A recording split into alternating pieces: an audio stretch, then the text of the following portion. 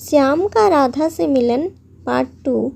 गांव वाले श्याम की चिल्लाने की आवाज़ सुनकर दौड़े दौड़े आए और देखें तो श्याम नीचे पड़ा था। उसके सर से खून बह रहा था और उसके मुंह से 2 शब्द ही निकले, हवेली लड़की राधा हवेली। गांव में डर का भयानक माहौल बन गया था। सबको विश्वास हो गया था कि हवेली में किसी राधा नाम की चुड़ैल का साया है जिसने श्याम को मार दिया है। इस घटना के अगले ही दिन जमींदार साहब का बेटा राजू अपने दोस्त आनंद के साथ गांव आ रहा है।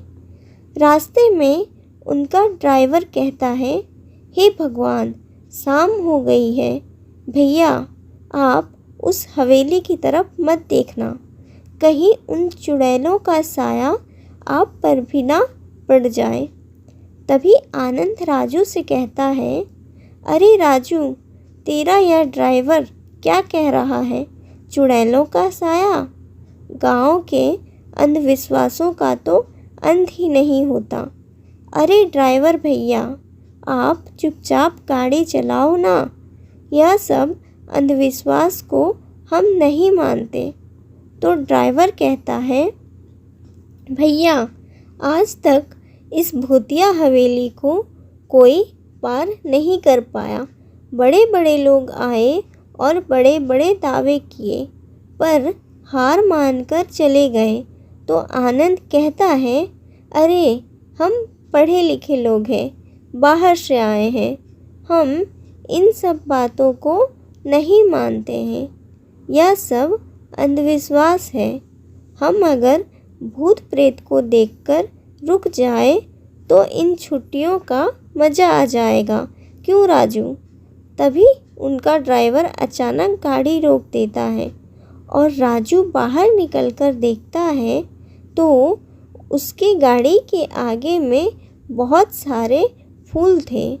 तो वह कहता है, अरे किसी ने हमारे स्वागत के लिए यहाँ इतने फूल बिछाए हैं।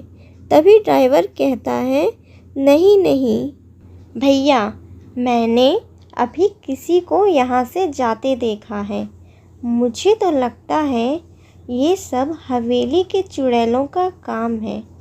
पर राजू ड्राइवर की बात नहीं मानता है और कहता है, गांव वालों ने ही मेरी स्वागत के लिए फूल बिछाए होंगे।